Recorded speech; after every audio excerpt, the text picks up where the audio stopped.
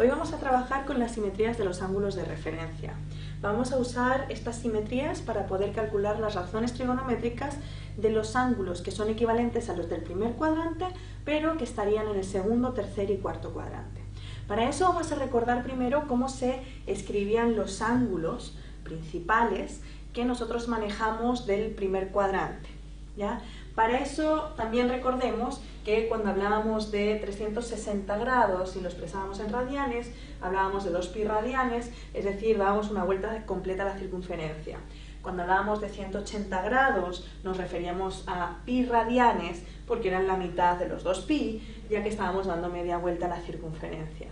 Y por último tenemos los 90 grados que corresponden a la mitad de esta media vuelta, por eso pi medios, y corresponde en realidad a un cuarto de vuelta a la circunferencia. Nosotros como ángulos de referencia vamos a tomar estos tres, el ángulo de 30, el de 45 y el de 60, cuyas razones trigonométricas ya conocemos de hace tiempo. Entonces, 30 grados van a ser pi sextos y aquí os he hecho un pequeño esquema como para que recordéis que en el fondo estáis dividiendo la media circunferencia en 6 ángulos, todos de la misma medida. Cuando hablamos de 45 grados, hablamos de pi cuartos y por lo tanto estamos dividiendo la circunferencia, la semicircunferencia, en 4 pedazos iguales. Y idéntico para 60 grados, solo que ahí se divide la media circunferencia en 3 partes iguales.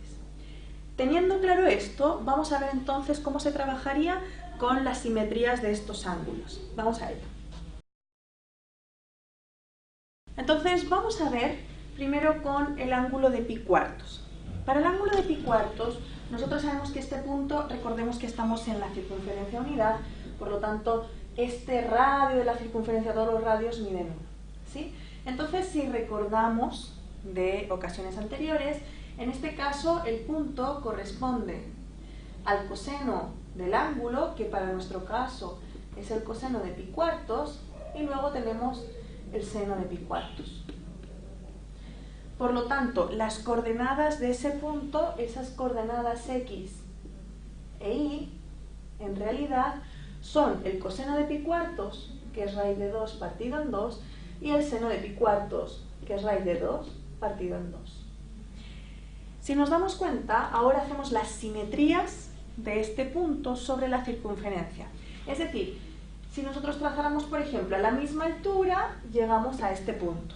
Con lo cual, como está a la misma altura, ese punto va a tener el mismo y. Pero, además, al caer en la circunferencia, claro, esta distancia, lo que avanza hacia la izquierda es la misma cantidad que avanzó hacia la derecha, por estar a la misma altura dentro de la circunferencia.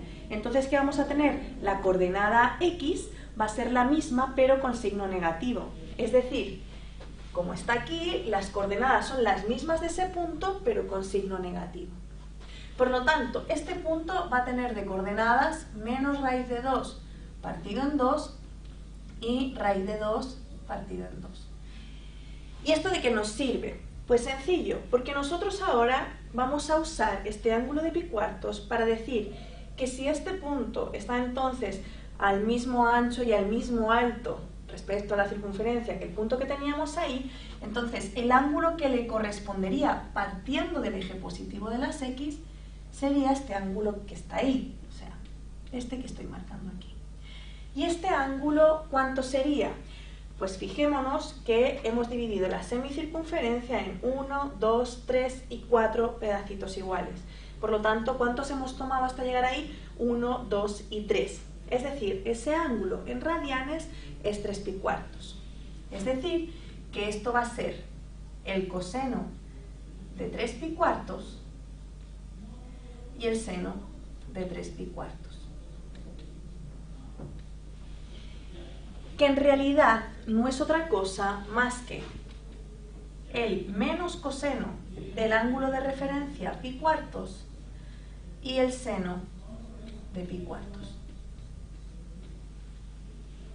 Entonces, claro, nosotros si hemos hecho este procedimiento de ver este punto y ver que cae a la misma altura, es fácil reconocer el ángulo. Pero si nosotros tuviéramos este punto, así tal cual, ¿cómo reconoceríamos cuál es el ángulo del que procede? Sencillo, bastaría que nosotros buscáramos un ángulo en el primer cuadrante que tuviera como coseno este valor en positivo, como seno este valor en positivo también. Y por lo tanto, ¿qué diríamos? Ya este punto tiene coordenadas menos raíz de 2 partido en 2. Entonces yo voy a buscar un ángulo en el primer cuadrante que tenga este coseno positivo y que tenga como seno este valor también. Y diríamos, son 45 grados. Pero en el segundo cuadrante, ¿qué ángulo sería? Sencillo. Sería el ángulo, mi nuevo ángulo alfa, sería pi, que era la media vuelta, y fijaros, este ángulo de aquí es equivalente a este ángulo de aquí.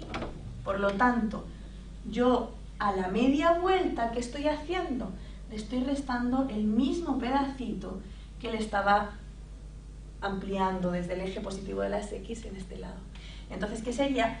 Pi menos ese ángulo de referencia que dijimos, pi cuartos. ¿Y cuánto nos da? Pi menos pi cuartos nos va a dar los 3 pi cuartos que estábamos buscando. Idem si nosotros seguimos para el tercer cuadrante. En el tercer cuadrante, ¿qué le vamos a hacer? A 180 lo que vamos a hacer es sumarle esa misma apertura, porque se traspasa la misma idea de que ahora están al mismo ancho, la altura va a ser equivalente pero hacia abajo. Tenemos que tener en cuenta que las coordenadas ahora son negativas las dos y por lo tanto este punto va a tener las mismas coordenadas pero con sus signos correspondientes. ¿Y qué ángulo va a ser? Por estar en el tercer cuadrante, mi ángulo alfa va a ser pi, pero le vamos a sumar pi más el ángulo de referencia del primer cuadrante, o sea, pi cuartos. Por lo tanto, ¿esto cuánto nos va a dar? Nos va a dar 5 pi cuartos. Y lo podéis comprobar. Aquí tenéis 4 cuartos. Le añadimos uno más, son 5 cuartos de la media vuelta. Por lo tanto, ¿esto qué sería? Esto sería el coseno de 5 pi cuartos y el seno de 5 pi cuartos. Y cuando hacemos ese mismo proceso para los ángulos del cuarto cuadrante, en general lo que se estila a usar es el ángulo en negativo. En negativo porque nosotros cuando trabajamos con los ángulos en el sentido contrario a las agujas del reloj, estamos hablando que el ángulo es positivo. Y cuando trabajamos con los ángulos en el sentido mismo de las agujas del reloj, decimos que el ángulo es negativo. Por lo tanto, en este caso, los del cuarto cuadrante los vamos a trabajar como que fueran el ángulo del primer cuadrante, pero en negativo. O sea que en este caso, el ángulo que tenemos aquí es menos pi cuartos. Por lo tanto, para este caso, las coordenadas se mantienen, solo que cambian los signos según el cuadrante. Es decir, más raíz de 2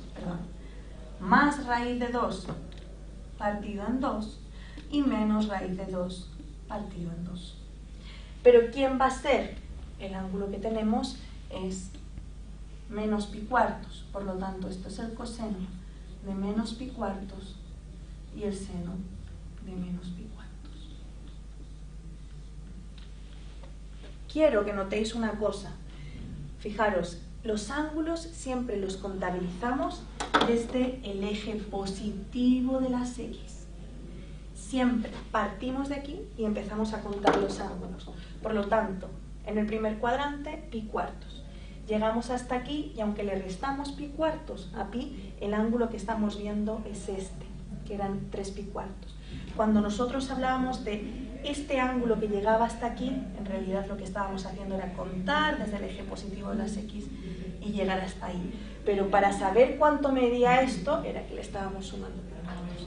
Y obviamente el ángulo en negativo, lo que hacemos es partir de aquí, pero en el sentido contrario y hacemos menos pi cuartos. Y eso sería por el momento. Podéis tratar de ver cuáles son las equivalencias a los ángulos de referencia de 30 y de 60. Es un buen ejercicio, igual vais a tener algunos ejercicios de apoyo después de este vídeo.